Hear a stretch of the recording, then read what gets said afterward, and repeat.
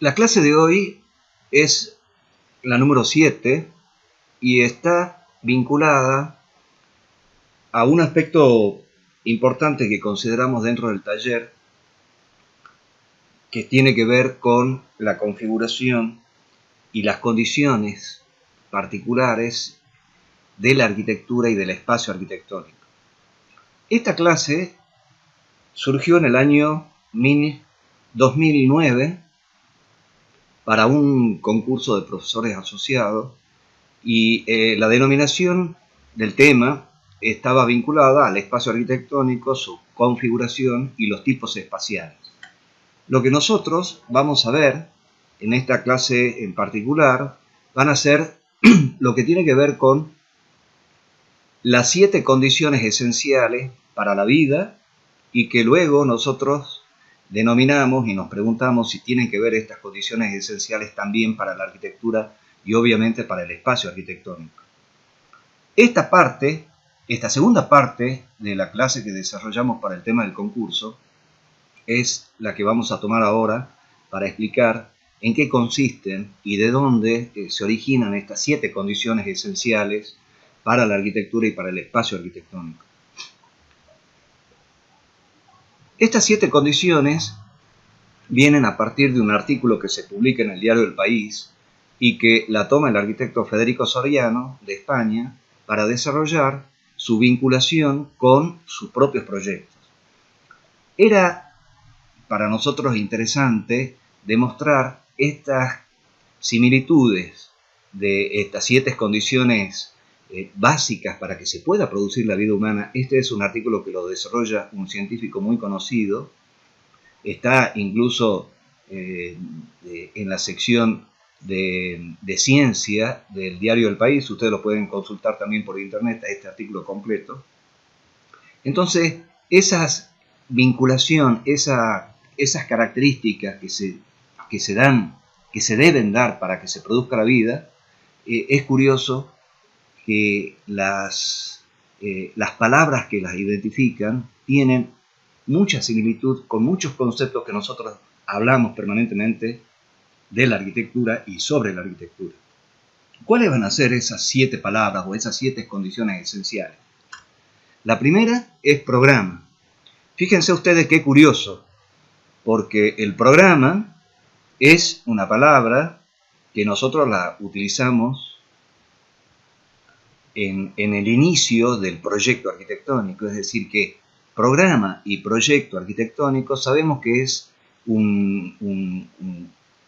son partes de un mismo proceso en donde el programa define sobre todo el tipo de arquitectura y el tipo de proyecto que debemos desarrollar.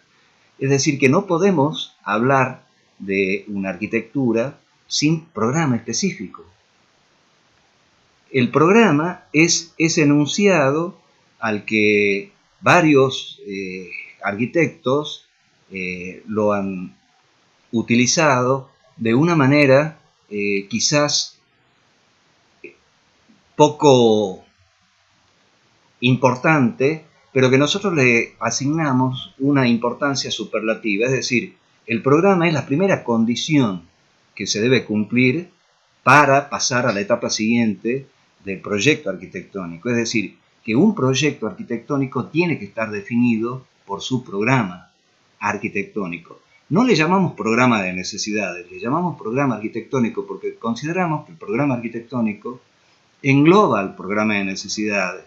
Es mucho más importante el programa arquitectónico en el sentido de que están enunciados una serie de elementos cuantitativos y cualitativos que deben ser perfectamente indagados para poder definir realmente ese programa. Pero no nos vamos a detener solamente en esas características en este momento, sino vamos a ver algunas imágenes que nos van a ayudar a comprender esta característica fundamental. Si para la vida humana era importante el programa, también lo va a ser para la arquitectura. Y entonces nosotros lo que establecemos es un programa gráfico, si se quiere, en donde empezamos a analizar las distintas variables, los distintos componentes que tengan que ver con distintos problemas arquitectónicos en una especie de cuadro morfológico a lo que llamamos la caja de Zwicky. No nos vamos a detener tampoco en estas definiciones porque nos llevaría un tiempo innecesario en este momento, pero sí ustedes pueden ver en el gráfico cómo se van ordenando las distintas alternativas en función de tipos de límites, de posición de un núcleo de servicio o en ubicación de zonas, en una zonificación determinada o en unas posibilidades espaciales. Y esas distintas alternativas pueden ser vinculadas con un camino particular que acá están enunciados con distintos colores. Bueno, ese cuadro es de alguna manera un programa configurador de soluciones posibles. Otra de las posibilidades en ese sentido de un programa arquitectónico lo vemos también en las distintas plantas que utilizó Frank Lloyd Wright para 3 proyectos con formas distintas, pero que el patrón del grafo demuestra que es prácticamente la misma solución funcional. Y obviamente también este cuadro morfológico de distintas alternativas y posibilidades, en donde se refiere también una adecuada interpretación de la geometría, es decir, a partir de cuadrados, de agrupados en formas lineales o alrededor de un centro, se van generando distintas soluciones y además desde la parte gráfica y además también desde la parte creativa. Entonces, esta es la idea que nosotros ponemos en ese sentido para mostrar adecuadamente lo que estamos tratando de definir como programa. En este caso en particular de un edificio construido, me parecía que era interesante hacer la analogía de lo que en este concurso de la Biblioteca Vasconcelos en México, un concurso internacional muy importante, ganado por el arquitecto Kalach de México, demuestra que esa idea de libro, esa idea de elemento organizador de los espacios de almacenaje del libro, tenía que ser muy singular y que tenían que ser permanentemente vistos por el espectador y por el caminante, por el visitante, del usuario de la biblioteca.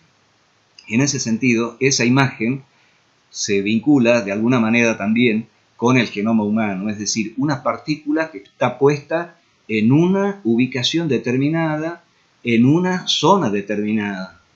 Y de alguna manera la resultante espacial arquitectónica de esa biblioteca es muy consistente con esa idea de programa, donde todo está definido. Vamos a ver la otra palabra interesante para que se produzca la vida, según este artículo científico, es la palabra improvisación. Fíjense ustedes qué curioso. Programa e improvisación. Quiere decir que no todo debe estar dentro del propio programa. Debe haber un margen también para una improvisación, una especie de casualidad. ¿Será la improvisación eso? ¿Qué será la improvisación? Es un mecanismo por el cual nos permite cambiar de alguna manera, de una forma determinada, en un momento determinado, y es parte también de ese proceso proyectual. Creo que la improvisación es como lo que decía en alguna clase Elio Piñón, que la improvisación suele estar en la música, en el jazz sobre todo. Pero lo que decía Piñón es que el jazz no es improvisación. El jazz es un cambio de ritmo en un momento determinado, pero es necesario saber la mecánica musical del jazz y conocer obviamente los instrumentos.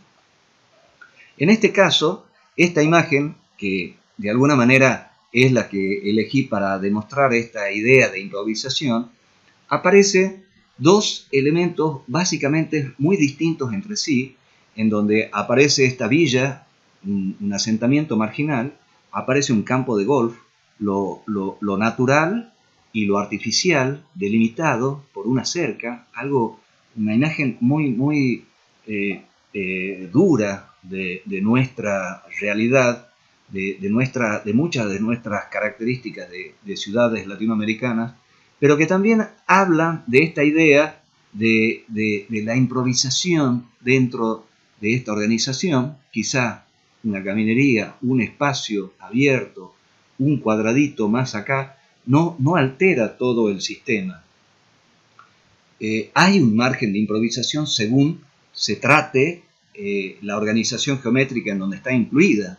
Quizás en esto sería más importante un cambio dentro de esta estructura formal, y que ese cambio quizás alteraría de una manera más consistente el resultado final, ¿no? Es también muy similar esta idea a lo que Alexander Sonis le va a llamar, y luego Kenneth Frampton, la retícula y el sendero, y que nosotros lo podemos asimilar como lo universal y lo regional, asimilando que la retícula es lo establecido, lo ordenado, lo preciso, y lo regional se va moviendo de una manera muy particular, atendiendo necesidades propias de lo local, y en ese sentido ahí aparece esta idea de improvisación.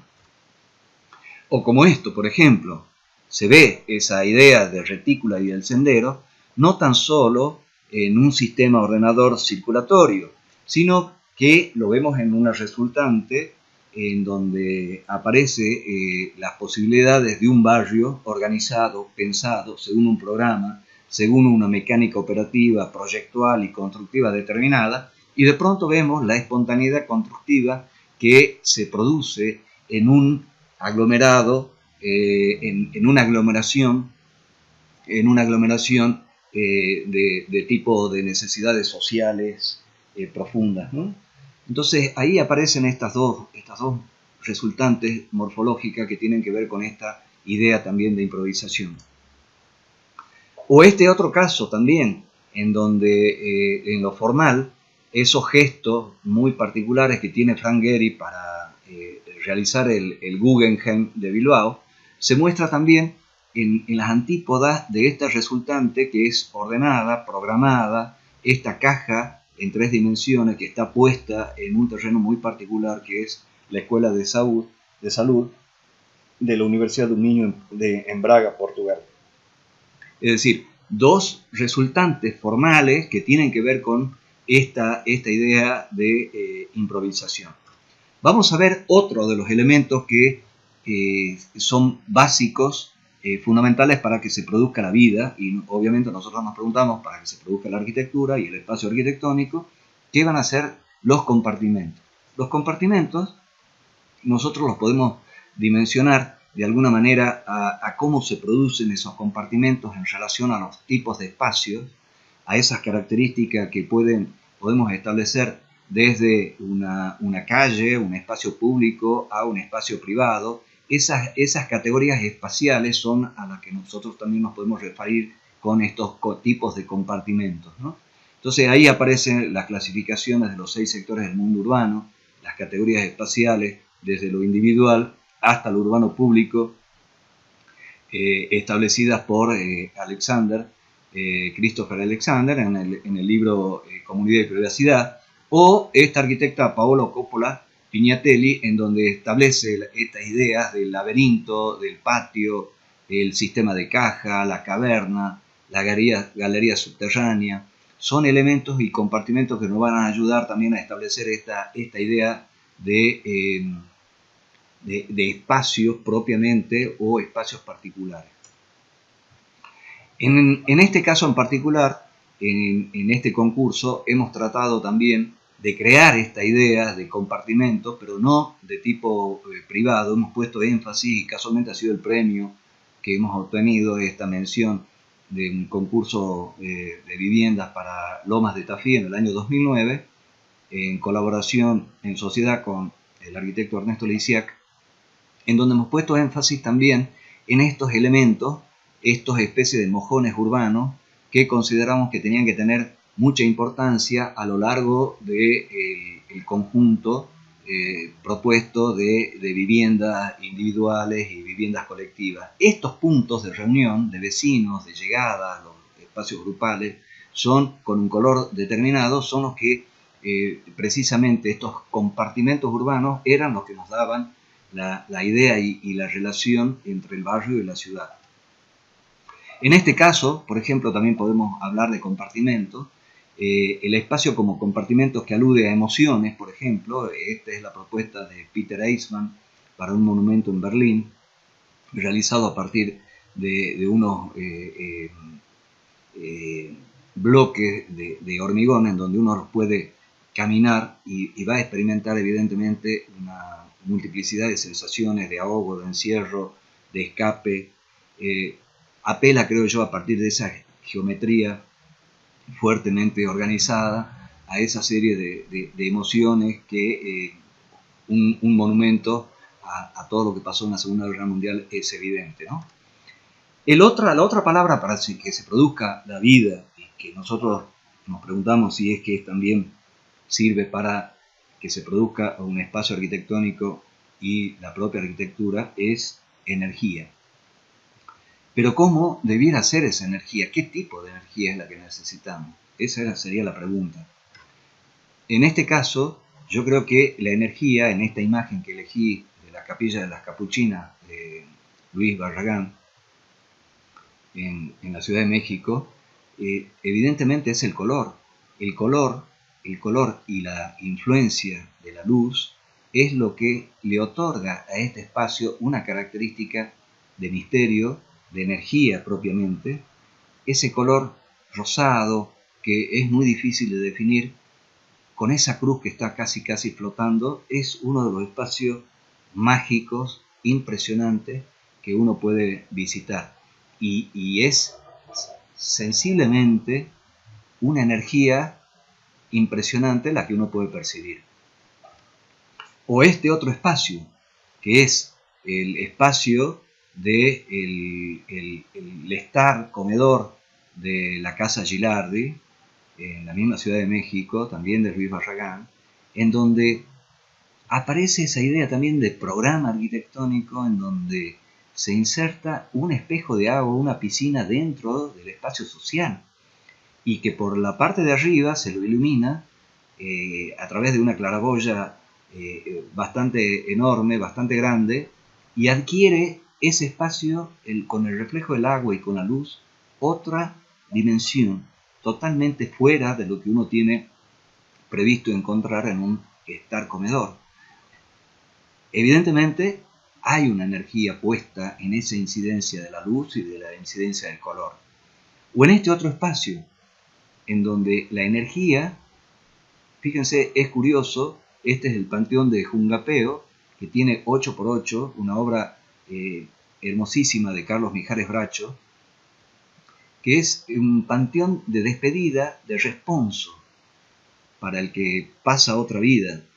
Y ese homenaje a la luz, a ese homenaje al cielo, ese último rezo de despedida, está magníficamente elaborado por una serie de utilización de la geometría y del ladrillo que le da una serie de reflejos, una serie de incidencia, está lo manual, lo artesanal, está la geometría presente, es decir, son aspectos que inciden positivamente en esa energía que nos brinda ese espacio arquitectónico. Obviamente también que la energía tiene que estar vinculada a lo que necesitamos o definimos como lo sustentable.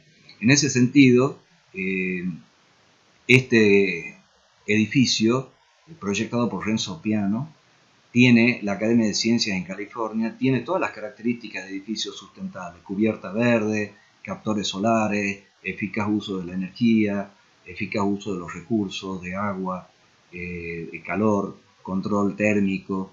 Es decir, que esa idea de energía tiene que ser también sólidamente captada, distribuida y utilizada. Este concepto, la regeneración, condición básica, fíjense, para que se produzca la vida humana, y tiene que ver la regeneración como condición básica para que se produzca la arquitectura. Bueno, en este caso hay una denominación posible en donde la regeneración está vinculada también al rizoma, a la solución rizomática que la desarrolla, en este caso, este arquitecto Antonio Moll Moliner, que colabora en el Laboratorio de la Vivienda de Montaner, en Barcelona, en España, y le llama casualmente la casa rizoma, una palabra que proviene de muchos análisis que realiza Rem Koolhaas, y este rizoma tiene que ver con las distintas posibilidades y soluciones formales de una misma forma general, en donde esa forma se la puede dividir en una serie de partes, tanto en horizontal como en vertical, y la disposición, los dispositivos de apertura o de cierre van a generar distintas situaciones funcionales o posibilidades funcionales.